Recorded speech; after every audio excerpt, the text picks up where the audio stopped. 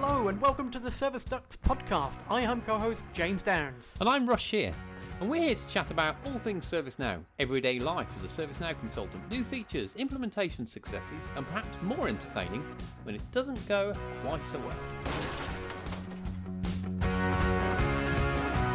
Hello and welcome back to another episode of the Service Ducks podcast. So in today's episode, it's going to be a bit different in a couple of different ways, if that makes any sense at all. But we've gone for video. We're going to try this. We're going to give it a shot. We've tried a few different applications. This is the one we're settling on. There's a bit of a test run. So we're giving it a shot. So bear with us on that one. The other elephant in the room, and perhaps that's bad, I shouldn't really say that. But you'll notice that James, our other co-host, is not with us today. And that's purely because, you know what it's like in the ServiceNow industry. We've got projects on the go, left, right, and centre. He's just a bit swamped at the minute and couldn't make our regular recording schedule. But fear not, we have a worthy replacement. That's not fair, actually. We can't replace James, to be fair. Sorry, mate. But we've got, I don't know whether to call you a guest or a guest host. What do you want? I'll be a guest host for the day. We're for guest host. So yeah, we've gone for, so we've got a guest host in the form of Harry Campbell. So just a brief, so Harry is a technical consultant, senior technical consultant at a well-known UK partner. In fact, come on, let's name it, Flyform. That's a pound in the swear jar. Just to keep you up to speed there, Harry. So every time we mention a partner, we've got a pound in the swear jar. It's hashtag just for fun, right? Please don't write in and start moaning at other people. So anyway, Harry's joining us, senior technical consultant. He's going to talk to us just about how he got where he is, perhaps give us some insights into, if you're just joining the industry, there might be some little snippets that you can take from Harry on how he got to where he got to and what journey he's made. And then towards the end, we're going to do, he does know this, it's not a surprise, the alphabet challenge. Which if you haven't heard that or know what it is, we did it on a Christmas episode. Me and James failed completely miserably. So this is Harry's opportunity to get to the top of the leaderboard. And he does have the advantage that I used him as a guinea pig to try this out before Christmas. So he does know what it's all about. He's played it a couple of times, but not on the record. So if he fails now or gets over 7 minutes, then the mocking will ensue, right? It's fair game. Yeah, I'll give you that. It's fair game, but I'm not going to do 7 minutes. Definitely not. So enough waffle from me. Let's talk about you, right? What are you currently working on?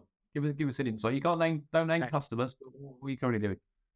Okay, that's fine. I have just actually finished a project that's been going on for the last couple of months for field service management, which has been lovely to get into. Something new, something fun to work with. Sorry, mate. Did you do dynamic routing? Dynamic scheduling. I did. Yeah. And it works very nice. It was only a simple implementation of dynamic scheduling, but it was nice to see it all working. It was one of those that we didn't actually really know whether it was going to work until it got put into live, and you had 100 different users in the mix using it. But it did, yeah, it worked really well.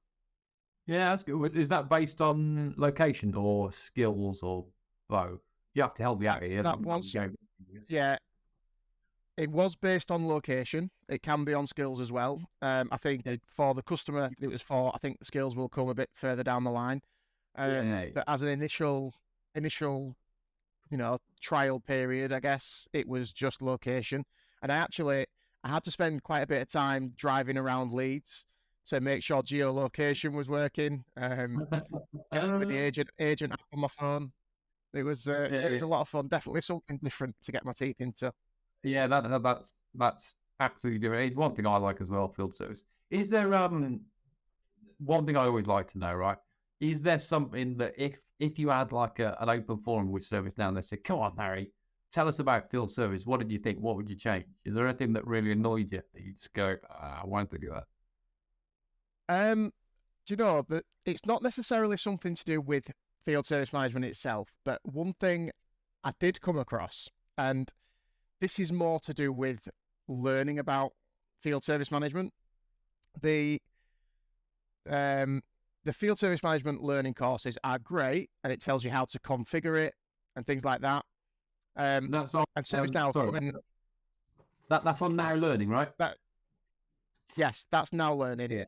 Yeah. So ServiceNow have put in a load of errors for various different scenarios. You know, if there's something wrong with the config, or when you're assigning, if it can't find the right people, it fires errors at you. But they have a catch-all error, which is something went wrong, please rerun. And then you end up digging into thousands and thousands of lines of code, nested scripts includes all over the place, and you have no idea what's going on. And I feel like they maybe should have touched a bit more on how it's all put together in their learning courses. But other than that, I think it's great. I think it works brilliant. That's always the way, though, isn't it? In Now Learning, it's like, look at the happy path, how everything works. And to be fair, though, no, there is usually a couple of slides, isn't there? It's like troubleshooting. Yeah. But it does sound it'd be nice if there was a better error than just something's gone wrong. My favorite. My favorite. Oops. I was going to say it's one of those. It's one of those things where the error was something went wrong, but they have an option when you're configuring dynamic scheduling to check the config, to check that it's all okay, and and it says it's all absolutely fine. There's nothing wrong. There's nothing wrong with it. So I spent a good couple of days doing that, debugging it, and I ended up admitting defeat, raising a ServiceNow support case, and within 30 seconds of me raising the support case, I managed to find the issue and fix it, which is always the way. You know what you could have done? Yeah. What? Spoke to the done. I know what you're going to say. I am. That's why I'm here. That's why you're here today. So that's what you're working on in a minute. So let's take you back on a journey. Because I've worked with you before, right? So it's not like I found you on LinkedIn and went, oh, hang on, do you fancy stepping in for James on this? I worked with you before a couple of times, right? I worked with you from a customer point of view, where we had an interesting project over a week.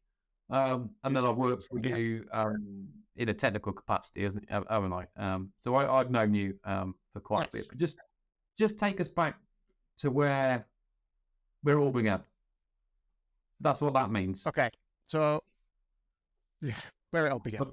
So we'll go back to 2013. I was at the time a school caretaker. I will give you, right, I will give you minus 10 seconds, which is a good thing on the alphabet game, if you can tell me what instance of ServiceNow was out in 2013.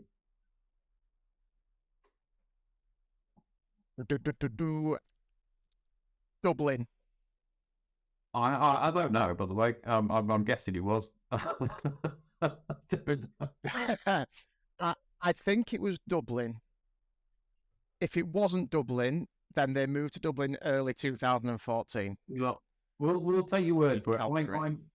I will check at some point, but we'll go with that. And if anyone doesn't want to write in, take the time out of their precious busy schedule to email us in to tell us, please do so. And they'll save me looking up. Anyway, we're back in 2013. Yeah, we're back in 2013. I was a school caretaker. It was my job to clean up after messy children and put a school back together. For our American listeners, that is a school janitor. Like the janitor, Yeah, no, more of a groundskeeper. Let's call me Groundskeeper Willie. Yeah, Groundskeeper Willie. And I'd always wanted to move into IT. All I wanted was a job on a service desk, and I must have applied for 100 different service desk jobs and got turned away from all of them because I didn't have 10 years experience. Which if you're looking for a service desk job, and you've got 10 years experience, then there's something wrong if you ask me. But so I started on a service desk at an unnamed customer, and I happened to get sat next to. That's where a lot of people, on the service desk. Yeah. That's where I started, and I happened to get sat next to the ServiceNow developer for that company. They only had one. Somebody that we both know, actually, Mr. James Booth. Yeah, we both know. I kind of took an interest in what he was doing. It looked kind of fun. I had a bit of experience building websites, fan websites for Leeds United when I was a kid. And he was kind of showing me the ropes, showing me the kind of things he was doing. But then a month later, he decided to leave. And our head of service delivery at the time said, "Oh, you look like you're interested, Harry. Here's ServiceNow. You look after that for us." And then here I am, 7, nearly 8 years later. I spent a lot of time working for customers. But how did you find it? You'll have to.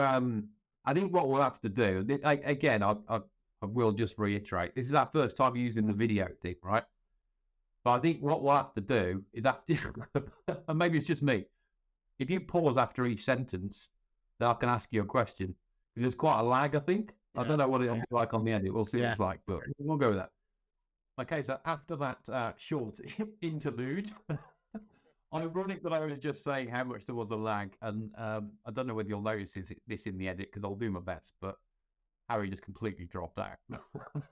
So let's just rewind. I think I just asked you this is where we were.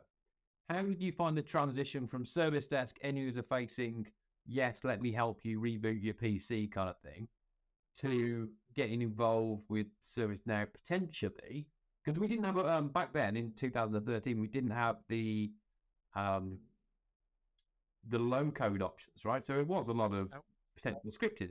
So how did you find that transition? So it wasn't much of a transition from one to the other, because I kind of did a dual role for 2 or 3 years. But the ServiceNow community helped me a lot. And Google as well, Stack Overflow. Google.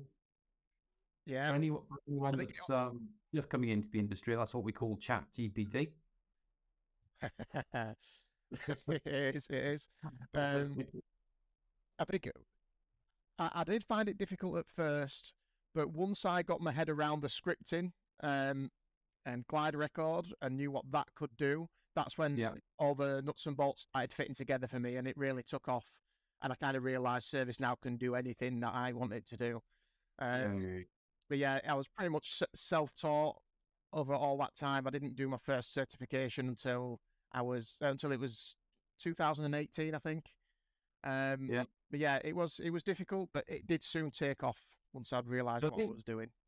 One of the key things I'm hearing, right, is we've already mentioned today, or you've mentioned, in terms of you use Now Learning for your field service, but one of the issues that you found was it didn't really explain much around the detailed configuration in terms of the troubleshooting, right?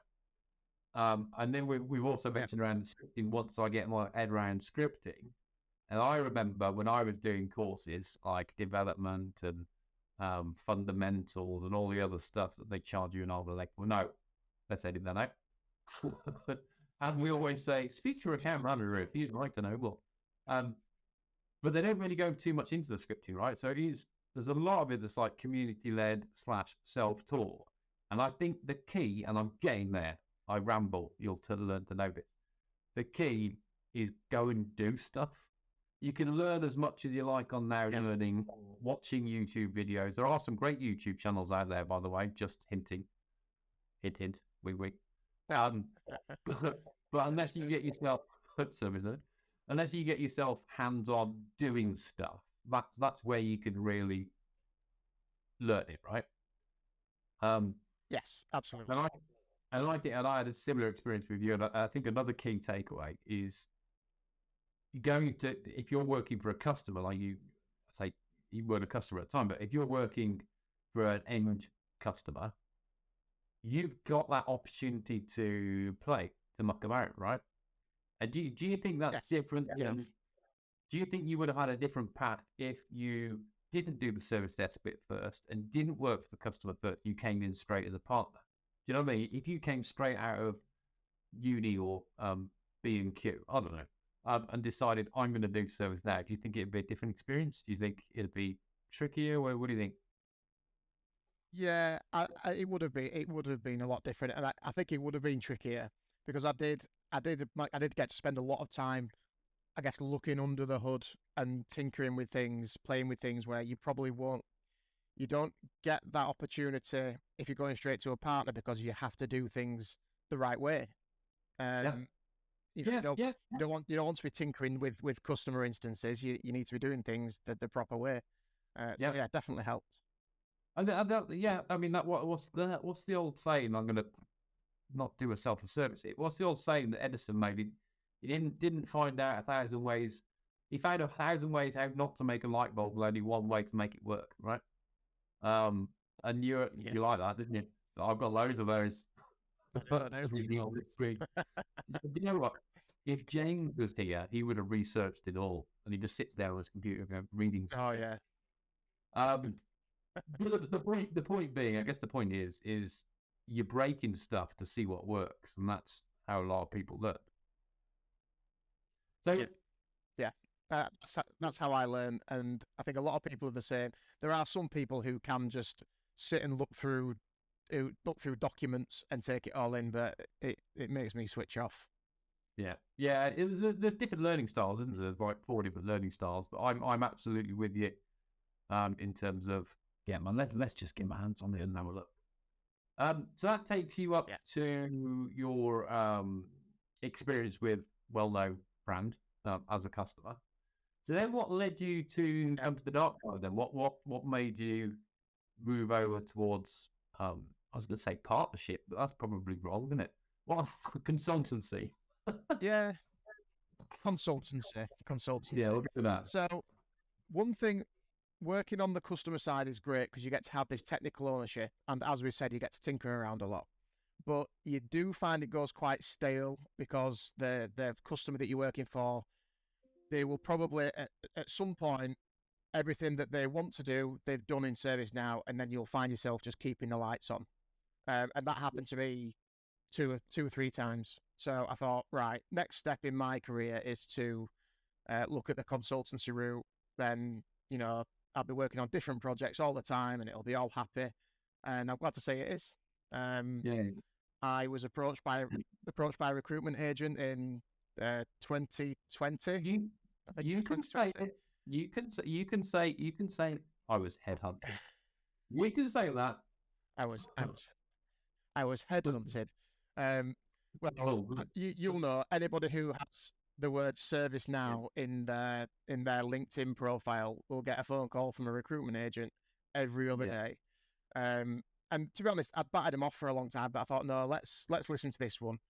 And then I think I applied for 3 jobs at the time. I got offered all 3 at 3 different partners, and then I picked the best one for me, which was Flyform. So when you were headhunted, anyone that's listening, it's not really right. We're just having a laugh. Sorry, Harry. That's all right. When you were approached by recruitment agents and offered 3 different roles, do you think you were offered the different roles because of the experience that you've got, or more so? I think I already know the answer. More so to do with the attitude that you're approaching. And there's no other factors. I'm going to pick on that. To be honest, I think it's a mix of both. I think it's probably weighted more towards the attitude because you see at partners, you get people of varying skill levels come in as juniors, seniors, and whatnot. To be honest, it's probably in most part because of the amount of work that all the partners have got on at the moment. They need to get bodies through the door. The ServiceNow in the last couple of years, I think since Bill McDermott has come on, to be honest, I think it's just exploded, and The amount of work that's just got through the roof. Well, there's the Rise Up program, isn't there, where they're looking to get 1 million people into the industry in the next, well, it was next 12 months, but it's by 2024. And that's a lot of people. And I think, and the reason I ask that is because that's a lot of people to get trained up. But then when you're being approached by, if you're one of those people being approached by a recruitment agent or even being interviewed for a role, you can't base it on ServiceNow experience because, we know will in the world, you won't have any, but you will have previous experience of other industries and perhaps the attitude to learn and progress and the hunger to want to do things better and bigger and serve the customer, which I guess is why I asked, if you know what I mean. Because I sit here and I contemplate and I think, how is the industry going to look at the end of the year? And what opportunities are going to be there? Yeah, so, and there's stuff like Rise Up. There's the Next Gen program as well, which I did a talk to a group of university students 2 weeks ago about what life is like as a technical consultant and how I got here. Very much the same as what we're talking about now. But they're going to be the same. They don't have much ServiceNow experience, but they're all going to be looking to be joining partners in the next. How did that talk go? Was that kind of hey Harry, we think you're great. Come and talk to some people that want to go into the industry. Well, it wasn't a hey Harry, we think you're great. It's just you've been down this route. You're at a partner. You're working for a partner. Can you give some people some insight on what it's like and how you got here, what your journey was like? And it was good to talk to him. It was really nice to talk to them all. And I think we've got a few people that came out of that enlightened, looking forward to joining the ecosystem. And did you have a few that just didn't turn up again to the next day? No, I don't think so. Why would they? They will obviously want to come back. So go on then. Just before, because I'm conscious of time now, we've got to get to the alphabet game because that's realistically is what everyone's tuning in for, right? They want to see you fail miserably at the alphabet. Sorry, I didn't play it down. But what insights did you give them there? What tips did you give them? Anyone on the Next Gen program that's coming into the industry, it doesn't have to be Next Gen, it could be anyone that's just seen ServiceNow on a signpost and gone, oh, I fancy a bit of that. What tips did you give them? I think you've already alluded to a couple. That'd be interesting. So the one tip that I gave people was to get themselves involved in the community. It's back when we started, there wasn't much of a community out there apart from the ServiceNow community website. But now there are YouTube channels, forums. There's a Reddit page, Discord channels. There's a multitude of things out there for you to get involved in as a ServiceNow developer. Yeah, YouTube channels and podcasts. But yeah, get yourself involved in the community, and it's a good group of people, and you'll learn a lot. What does and something James and I mentioned the other week is that I think you're right. Community back in 2013, or even going back as pre-COVID, really, community was really the ServiceNow community. But now community means a wider scope of things, right? LinkedIn, Twitter. Why am I stuck? LinkedIn, Twitter, YouTube, podcasts, even down to TikTok sometimes, right? Community encompasses all the meetups. That's another one that's happening this week on Thursday in London. But it comes to a lot of things. And what does get involved mean? What does get involved? Does it mean read? Does it mean actively participate? Does it mean go out and have a few drinks? What is it? Go on. All of the above. All of the above.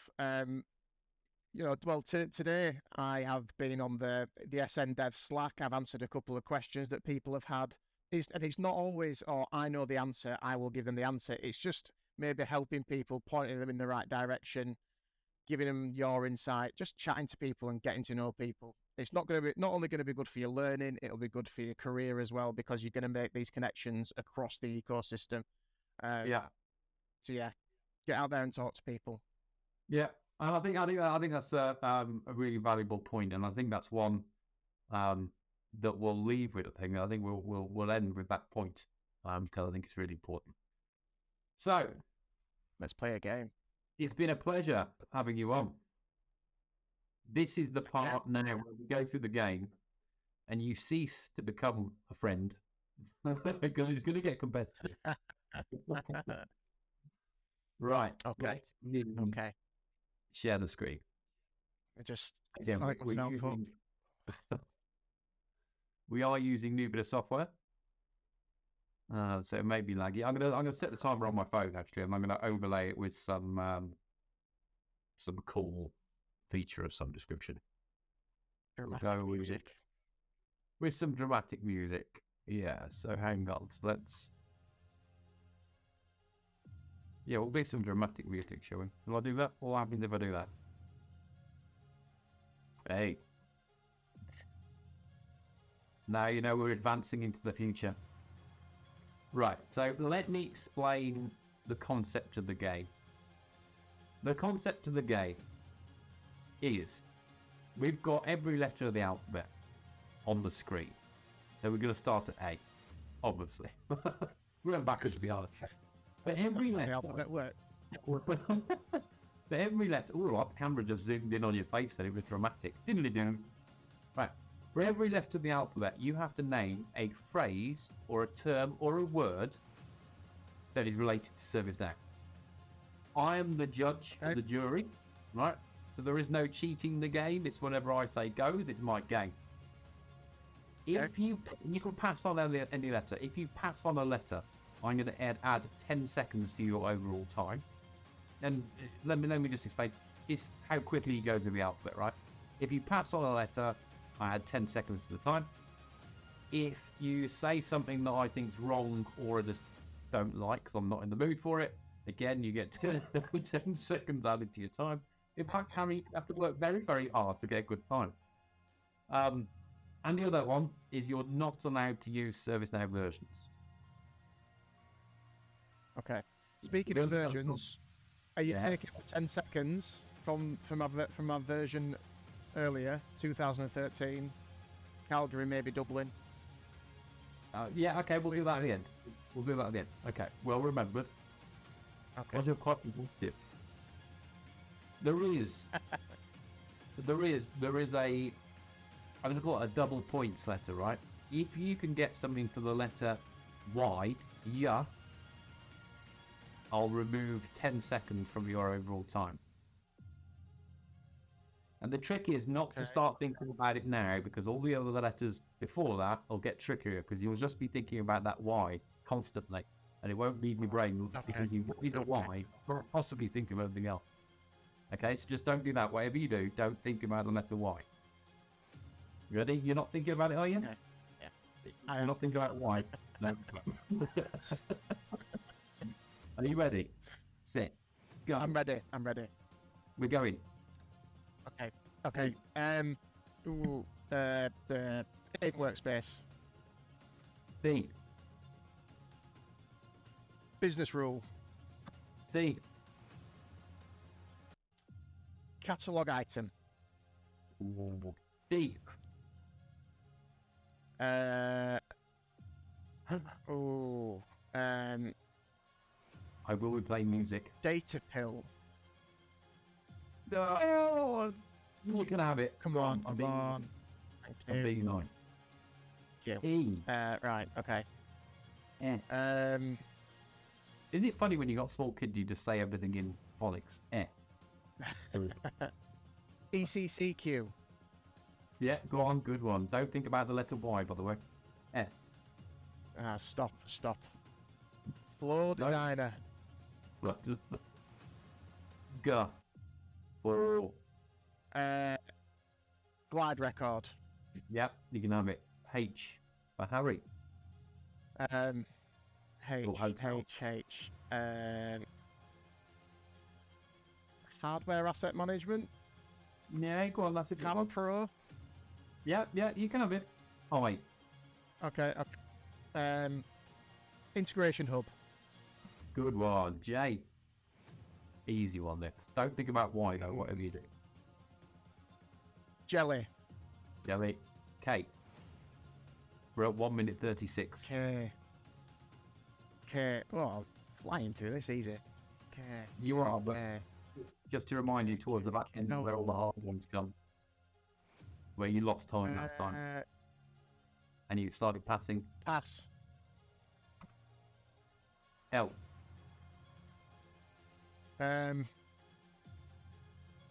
List control. Yeah, you're pleased with yourself on that one, I noticed. N. I am, yeah. Mid-server. Mid-server. N. Or next experience. Well done. Did you say floor, by the way? Floor designer. That's a really bad accent, sorry. Floor. Floor. Right. Oh. Stop taking up my time. Order guide. P. You've only passed on one so far. I should make it like Who Wants to Be a Millionaire, shouldn't I? Then you could have different lives. You could phone a friend. PDI. Personal Developer Instance. Oh, don't Very get me topical. started on that. Don't get me. I'm still waiting for my PDI. 7 days later. It's painful. Q. Quick tip for you, if you want one, get a lab instance. Quick tip. No, quick tip does not work. Q. Pass. What was the quick tip, by the way? Oh, Get a lab instance instead of a PDI if you can't. oh yeah. I did put that on my LinkedIn post just for fun. Oh. REST API Explorer. Yeah, all right. Okay, that's a bit nerdy, but we'll have it. Hence. Yeah, well, service nerdy. Hang on. Yeah. S. There's gotta be some service portal. T. T. Transform map. U. UI action. V. V. Virtual agent. Virtual agent. W. Getting on to difficult one with that. Workflow. Workflow. X. You're nearly at 5 minutes. Oh, X. XML. XML. Double pointer. Here it is. Oh, This sets the cat amongst the pigeons, as they say. There's a phrase you don't hear often. You can pass, or you can delay a bit of time by just hanging around here or thinking about those double points.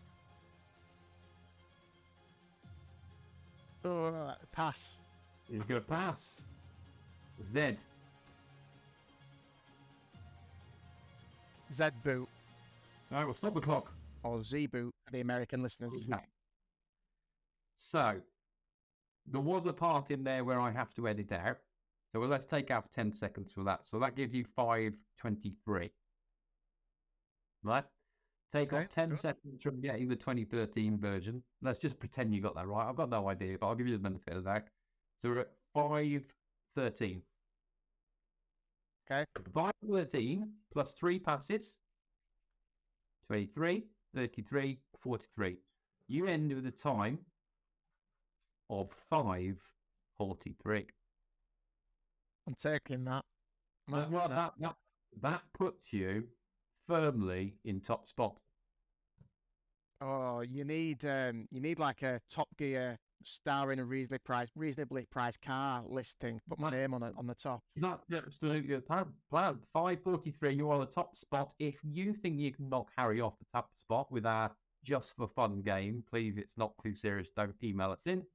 But do email us in if you want to play the game and get your name and not Harry off the top spot.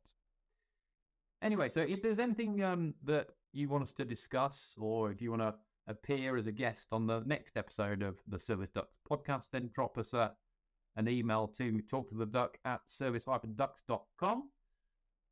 But until then, Harry, it's been an absolute pleasure. We'll almost certainly have you on again. Thank you. But until next time, Good. I've been Russ. I've been Harry.